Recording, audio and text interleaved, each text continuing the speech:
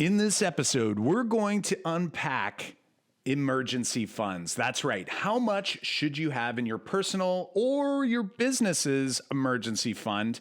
We're going to talk about tips on deciding if your emergency fund is large enough to match what the experts say is appropriate. And we're also going to talk about investment vehicles. And specifically, we're going to talk about like where this emergency fund lives. Like is it in your bank account? Is it somewhere else? We're going to talk about vehicles that can actually optimize your emergency fund so it doesn't feel like that emergency fund sitting there kind of being wasted by just kind of waiting for that terrible rainy day.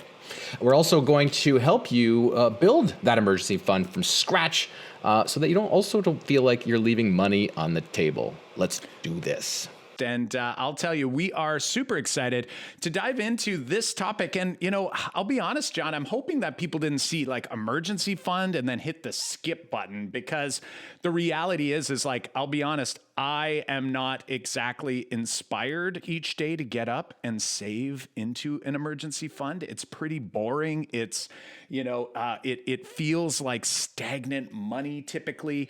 And, I think for some people, they would just rather get to the real money making, right? Like it's in your mind, hey, if I could just go out and make a bunch of money, then like hit a couple home runs, then it's like my emergency fund is done. But in reality, what we really need to be aware of is that when we're on this journey, we want to make sure that we've got those patio stones kind of placed firmly in front of us so that each step in this journey is going to be easier, it's going to be more direct, and it's going to be more clear and concise for you. So we're excited to dive in. And John, I think we're going to be leaning on some of these quote unquote experts from the space. For sure. And if you think about it, like let's say you're at a social event, you're talking with other people and they bring up like, I've had this brought up, or you hear that, like I've got my 6 months, expenses tucked away. Like if we ever had lost our jobs, if we ever had an emergency happen, we've got money. Whereas most people don't actually have it. Like most people are living paycheck to paycheck, and that there's stats out there that say that if you had an extra $400 added to your expenses that month, most families can't afford that extra $400. Ouch. So it's like you have to borrow.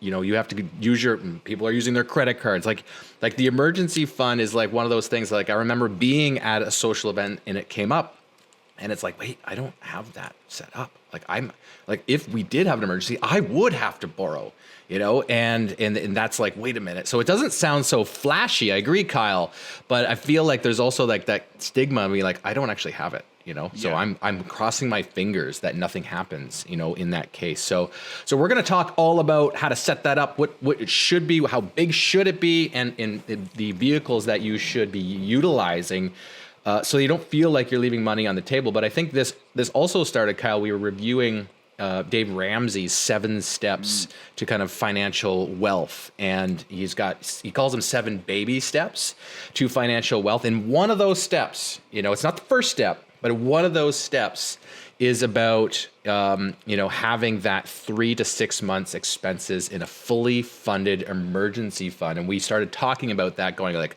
what are the best ways to do that? Because I think what he's got, if you went to his website or you were listening to him speak, he's mostly referencing that you have this like bank account that's got this money sitting in there. When he says it's fully funded emergency fund, which means it's like right over there, like you can actually go and withdraw from it and you get that money, so it's accessible. He's got 3 to 6 months listed there, and we started talking about like, is that the best way to do that? And that's what sparked this episode. Absolutely. And actually his number one step, and I'll give him that, he doesn't say like, hey, go immediately to building this massive emergency fund, but rather step one is just to get like $1,000 kind of into this little starter emergency fund. So he does start that process. That's a nice quick win. You and I were both talking about it. Those who are watching on YouTube, you can kind of see this list of 7 steps here. And basically like what he says is you can take control. Like this is his 7 baby steps to becoming wealthy wealthy or financially free or to build wealth. And he says that these 7 baby steps will show you how to save for emergencies, pay off all your debt for good, and build wealth. It's not a fairy tale. It works every single time. And I will be honest and say, like, these 7 steps are fairly accurate. Like, I would say, like, if you do these things, the problem is that some of these steps are pretty massive. They're not require babies. a lot of commitment, and it doesn't get into sort of the nuts and bolts of, what does that really look like and sound like for the average individual. And I'm going to argue that even though folks who are listening to this podcast are focused in their wealth building journey, what they probably I say probably, it's a wrong word for it, but what I might assume many have overlooked is the emergency fund. And a lot of people do look back to their home equity line. They look at their credit card. They look at this access to capital, this access to borrowing, and they look at that as their emergency fund. And I would just argue that if we are truly on this wealth building journey, there's a couple things that have to happen. One thing is we've got to be ultra committed, and being committed to even something as, I say small, but an emergency fund, 3 to 6 months of expenses for a lot of people is a big amount of money. Like, it's a big sum of money. And basically what they're saying is like, hey, listen, if you lose a job, right? Or you get laid off, or if there's this massive unexpected expense of some type, right? I think in the US, that's even more so the case with, healthcare and some of those expenses that may not be, we may not be properly prepared for. Here in Canada, we have a little bit more of a safety net there. But the reality is that if I don't have that access, then we've got a little bit of a problem. Now, some people might totally skip right over that and say, well, listen, I'm just going to skip to step 4, which he says is investing 15% of my household income into retirement or into investments in general. And that could be one way of going about it, right? Like, if I am aggressively saving, as long as some of those investments are still accessible, right? You could look at that little bucket as your emergency fund. So we're not here to say there's only one way to do this, but we do want to talk a little bit about, okay, if it's 3 to 6 months of expenses, you need to determine, like, 3 to 6 months is a big difference, like they're saying it's like either this amount or double that amount. Like, somewhere in there, right? And Right. What is that amount? Like, what is a true expense? Like, of course, rent or mortgage, sure. Car payment, sure. Insurance, sure. But like, if you go down the list, it's like, are you calling, groceries, an expense? I'm going to Well, you say got to pay yes. it. You got to eat. Right. But I think sometimes we get a little bit, maybe conservative in what our real expenses are based on our current lifestyle. So I would encourage you, going back to some of our budgeting discussions that we've had on the show earlier, is really get a sense of how much are you really spending? Because let's be honest, if you get into a pinch where you need to access an emergency fund, I'm going to guess that there's a lot going on. And you're not necessarily going to want to be, cutting back on the grocery spending, cutting back on all these things while an emergency is happening, right? So these are some of the things that we want to be thinking about, and just making sure that we are, again, we have a plan to place this patio stone in front of us so we can take that next step along the journey. And again, there's various ways to do it, but today we want to unpack maybe a creative approach that we haven't run into anyone actually doing. So we're excited to share it. That's what we love.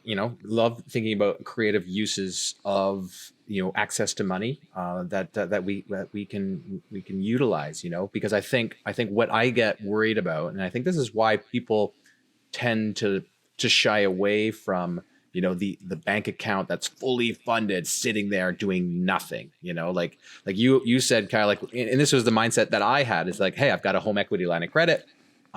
That's my emergency fund. I'm just going to earmark that. Don't go over this much if I'm borrowing from my line of credit to make an investment, or, let's say we were buying one of our properties. I'm using that as my down payment, and I'm utilizing that to kind of create cash flow back on that line of credit. Like, I was earmarking a chunk to be like, this is my emergency fund. But then it's like, that's great and all, and I have the access to this other capital. But I mean, like, is that the best use of that, or is there other ways or other other vehicles that can do that and more. And that's what led us down into this kind of pathway to utilize some of the tools at our disposal to kind of, get an emergency fund going, but actually allows you to do so much more. And that's what we want to unpack here on us being creative with our emergency fund and safe at the same time. Yeah, and I think something worth mentioning too is like one thing, and some people who are listening may have heard people say this before, but this quote is that banks and lenders are always excited to lend you money when you don't need it, but when you do need it, they're not excited to do it, right? So, I mean, I'm sure anyone listening who has their own business, right? If they are a business owner, entrepreneur, or if you're an investor and you've gone maybe full time into an investment world, right? Where you're working out of a corp, you're trying to expense things from your life, but now you're not showing an income, and all of a sudden the banks are saying, sorry, I don't want to lend to you. Well, guess what? If a real emergency happens, and I'm relying on, say, a home equity line of credit, and let's say interest rates are at 20-year highs as they are currently as we record this, it's one of those things. I'm not saying it won't work. Like it might still work just fine, but is that I guess a risk that we're willing to take for some people? We've done it. We've been there. We're not perfect, that's for sure. But we want to, again, like you said, kind of supercharge this a little bit. And I want to approach this idea of like, imagine this world if you were able to check off this emergency fund thing while on a journey to something bigger and better, right? And I think for me, that's the motivator behind this particular strategy. This particular strategy is one that, again, I'm not seeing commonly used. There are, some folks out there who talk about different strategies. I'm sure some people have heard about infinite banking. We've talked about it before on the show, or bank on yourself. Like, this is a very specific strategy, and we're going to kind of show how you can evolve this strategy really nicely. And I want to say that if you look at this as not necessarily building just an emergency fund, but rather building your safe asset and opportunity fund, and on the journey accomplishing your emergency fund, I think it puts you in the right mindset as we enter this discussion. So what I want to make sure there is no misunderstanding, that we are not saying that use this strategy to put all of your capital into. That is not what we're saying at all. But imagine if you could take some of that safe money, right? So I'd call it like your fixed income investments, or maybe your bonds, right? So people talk about stocks versus bonds and what that ratio should be. When you're younger, more aggressive with the stocks, and when you're getting older, you go more aggressive with the bond. Well, there's a lot of research to show that just simply using like a split like that isn't necessarily going to be super solid, and it's not going to, I guess, decrease the volatility in the way that you'd like to see happening, because when there's something going on in the economy, both of them tend to fall. So that's not helpful. They become very correlated in bad times, right? They're not correlated in good times, but they are correlated in bad times. So here, what I'm picturing this as is like, again, dual purpose. We're going to, along this journey, you're going to accomplish your emergency fund, which is a great win. And you're going to also increase this safer asset that's also flexible enough to be able to be used as an opportunity fund. Love it. Love it. So let's dig in, because I think we were now at the edge of our seat going, okay, what is this technique? Because it's like, if I also build emergency fund, but also think about how do I create a safe asset, some people, and you had mentioned this about, correlation between the stock market and the economy. I mean, like if I build this asset in, say, one container, and then I continually build that asset after the emergency fund 5 months, 6 months of expenses has hit its limit. If I say $5,000 per month is what I need, after 6 months, I have $30,000 saved up in my emergency fund container. I could keep going with that, and maybe I stick that in the stock market, and in that stock market could be an index funds, which is safer, than say picking your own stocks because it's got a historically good return. But then you're right, like there's the downs and the ups, and it's like, what happens if I need that? Well, your emergency fund is like in there too or not? No, it's over here in this container, but the rest I could continue to keep adding the 5,000 or how much I want to put into that account every month after. And now I'm building towards my retirement. So that is like how I sometimes see how you could keep the same consistency but achieve both. You've got your emergency fund and you've got this retirement asset that's growing. Maybe it's in your retirement funds or maybe it's just on its own. But I think we can do better, Kyle. I think so as well. So up on YouTube, for those who are with us, I've got just a couple of graphics here. We will dig into the weeds a little bit at the end, but just to make sure people are kind of understanding here, like we know that, the challenge here with we're going to call it supercharging your emergency fund. Okay. So we're going to supercharge your emergency fund. And again, we're going to almost look at it as like the emergency fund is the bonus that's going to come out of this strategy. It's going to be a safe strategy, a safe asset, but also give you opportunity to continue investing beyond. So we're going to use the assumption like 3 to 6 months worth of expenses. And for this individual, we're going to call that $30,000. Okay. We're calling it that. For you, you might look at that and go like, wow, that's way too low. For some of you might be like, that's way too high. I'm going to guess for many, you'll probably say, actually, that's kind of low, especially if we're thinking about 6 months, but we're just going to use that as a starting point. And as you can imagine, for most people, like we're not going to encourage you to borrow to fund your emergency fund, right? Like this is something that you're going to have to figure out, like at what pace can you reach this goal? And we're not saying it has to be this pace that we're sharing, but we're going to pick a pace. We're going to assume that over the next 5 years, we're going to save $6,000 per year.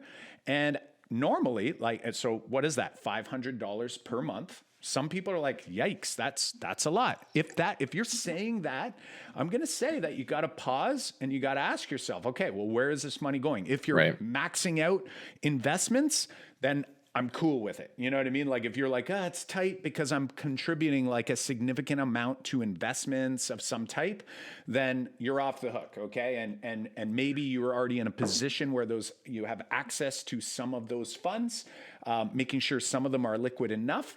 Fantastic, rock and roll. But you might want to pivot to this strategy. This might be something if you want to add a little bit of that safety, right? I know we've talked about it on the podcast before, my first 10 years in this journey, I guess 15 years in this journey, I did a lot of learning. I did a lot of risk taking. And like, as I get older, I turned 40 this year.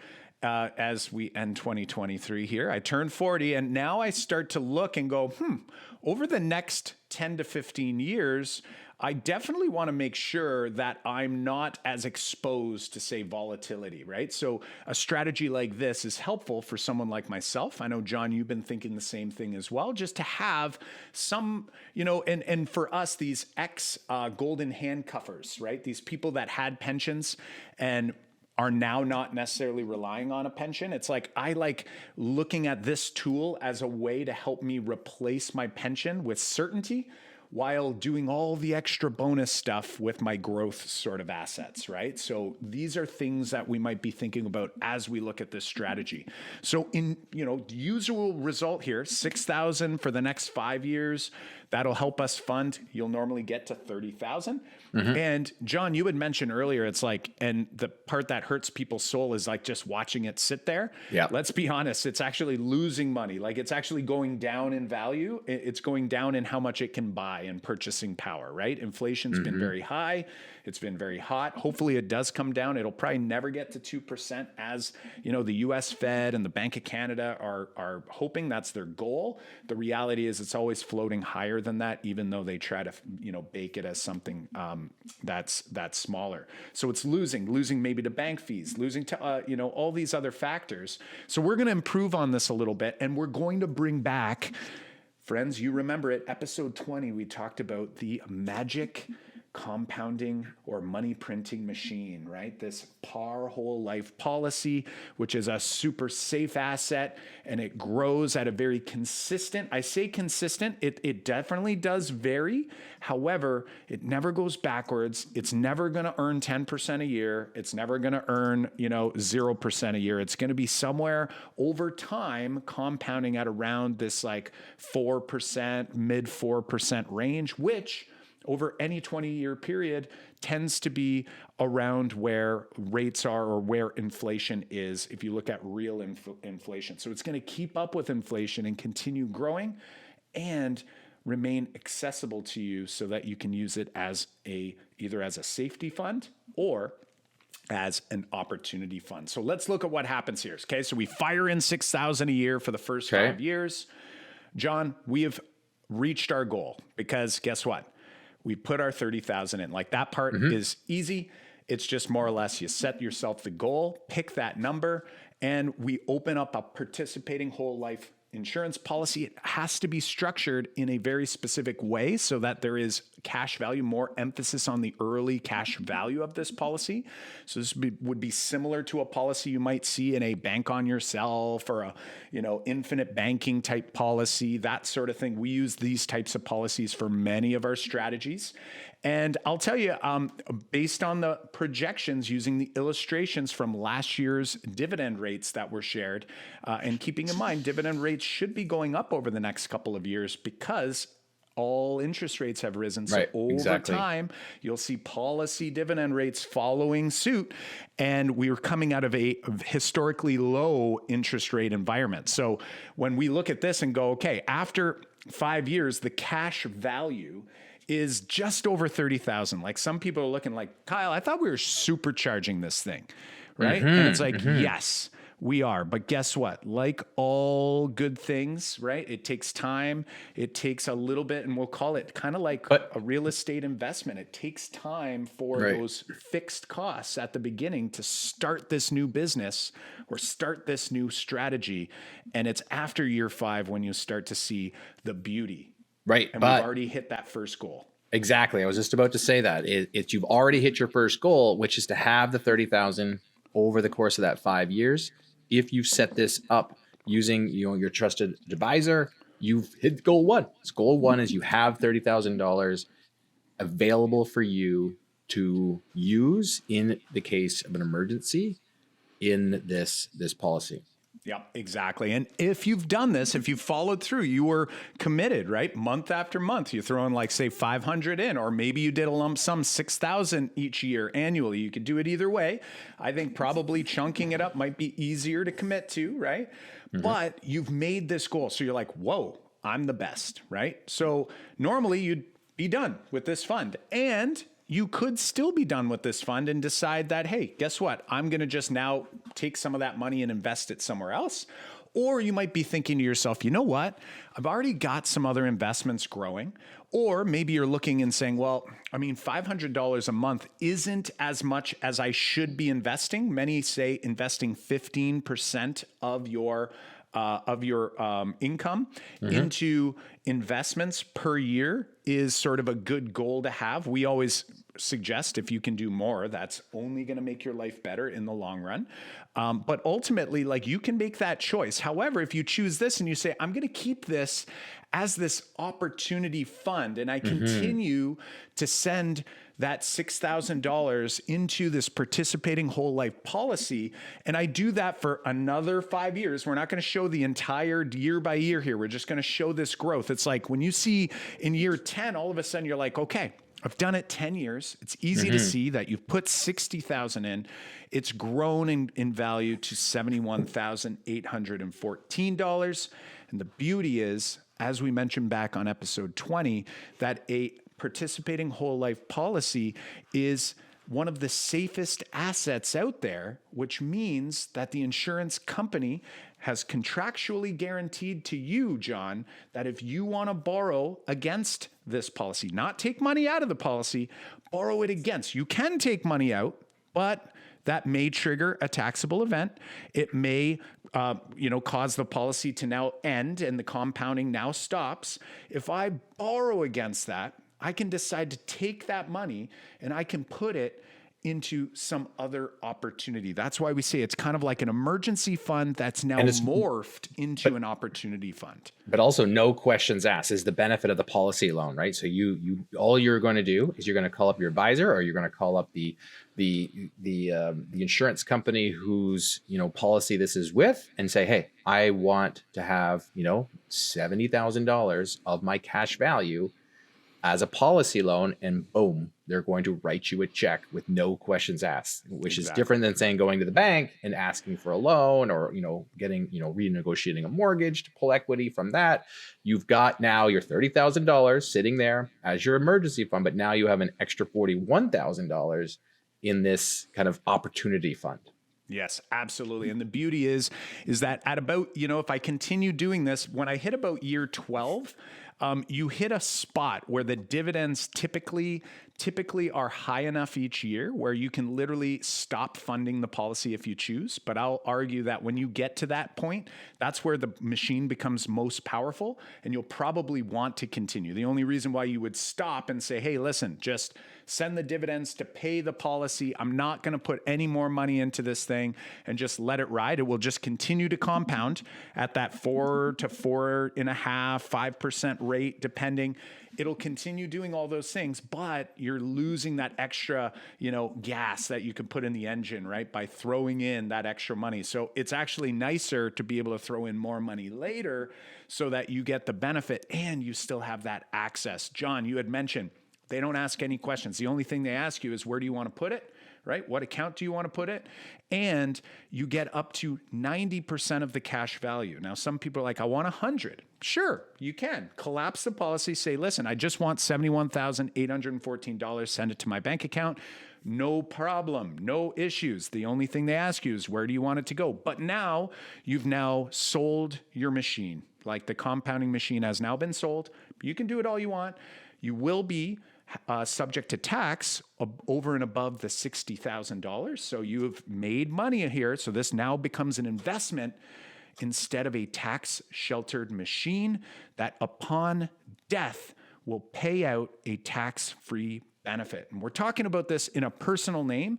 The benefits are so much better inside of a corporation as well. Not saying it's not worth to do personally in this sort of context, but just keep that in mind, is that this is a tax-sheltered machine. And the goal should be that this thing only is closed when the person whose life it is insured on passes away, right? I know that's kind of sad to think about. You're like, oh man, let's look at how this thing grows though, John. Mm-hmm. I get to year 20, I put in 120,000, and now this thing's grown to 191,000. And again, this is super safe. So we're not saying put all of your money in this or all your eggs in this basket, but if you want to accomplish one goal and then continue to have sort of this safe place and an opportunity fund that you can use when the right opportunity arrives, right? So you go, holy smokes, there's this great opportunity to invest in this building over here. I could pull money from here, use that as the down payment, and then take the cash flow from the building and start funneling it back to the policy loan. I don't have to do that. You don't have to do that, but I would argue, why wouldn't you do it? And then ultimately at some point when you are ready to start taking money back, you can decide to start paying yourself this tax-free income by leveraging this policy. So it is such a fantastic machine. And just to give people an idea of what's possible, all right, we're not going to go in depth, but if anyone is curious about this strategy, I really encourage that you reach out to us over at investedteacher.com/discovery. But ultimately, I ran a scenario just showing like we're not S&P guys, like so we wouldn't necessarily do this, but we do use this strategy with real estate. Okay, so that's how we do it. But we just pick something. We're like, listen, most people are probably invested, in the market somehow. The average rate of return is about 10.76% over the last 50 years. That's on average. So that means some years are way negative, some years are way above that, and it averages out. We're just going to pretend it's nice and smooth, even though it's not. And in that 6th year, once that fund has been created, if I start taking all the additional available cash value and I borrow it, Okay. So I take my 90% that I can borrow. I'm going to have to pay some interest on that, right? And I've accounted for that here. And those who are on YouTube, you can see this spreadsheet. Reach out to me if you want it. I'll send it to you if you want, and you want to, analyze it yourself if you're a fact finder like me. But ultimately, as you see here, in the 6th year, that's the first year I start investing in the S&P, I don't have a ton to invest. I only have $3,700 to invest. But by year 2, now that fund gets bigger and bigger. My fund now grows to 10,000. By the time I get to year 10, which is only 4 years into investing, right? My 5 years to invest. And then another 5 years investing in the market. I'm up to 34,000 in that S&P 500 fund. And when I compare, if I did the same by just socking away 6,000 a year in my emergency fund, and then starting to take the 6,000 that I put in the policy and I put it straight into the market, when I go all the way down, you're going to notice that upon death, when this death benefit pays out tax-free, I'm going to have a net death benefit that is always going to be significantly higher than if I was to just go straight into the S&P. So this is like the supercharged machine here that we have. Like, I'd like to call it like super compounding, because I have this compounding emergency fund. And by the time we save that value up, I'm now going to take that and then compound it over here in an even more aggressive compounding machine. Again, not our strategy to go into the S&P, but it doesn't matter what the asset class is. If you compare the rates, you're going to find something similar taking place, right? So the beauty is, if let's say I'm lucky enough to live until I'm, let's call it, I'll say 80 years old. I hope I live longer than that. The average person lives longer than that. I am going to walk out. If I did this strategy consistently every year, and our assumptions remain the same about the S&P 500, my net death benefit is going to be $2.3 million if I use the supercharged strategy. Whereas if I decided to just save my emergency fund and then invest the rest, I would be left with 1.9 million. So we're looking there. And the longer you go, the bigger the gap becomes. If I make it to 100, that would be amazing. I'd be at 15.4 and change million. And doing it without the supercharge, I'd be at 14.8 million. Now, that's with one possible example. You can imagine if you're a real estate investor thinking about investing in other alternative assets, maybe you're private lending, and you take some of that investment and you take your cash flow and put it back on the policy loan, these numbers are going to explode from here. But if this has intrigued you, I'm always geeked about it. I'm sure people can hear it in my voice. Reach out to us at investedteacher.com/discovery, and I'd be happy to run your specific scenario for you and describe some of the nuances here that you might be wondering. Well, we hope that, this snapshot of what's possible around your emergency fund provided you a little bit of value. We hoped that in this episode that you were going to learn about, how to start your emergency fund, how to make sure that it was used so that you're not leaving money on the table, and then what vehicles we can use to supercharge it. And we hope that you got that snapshot here in this episode today.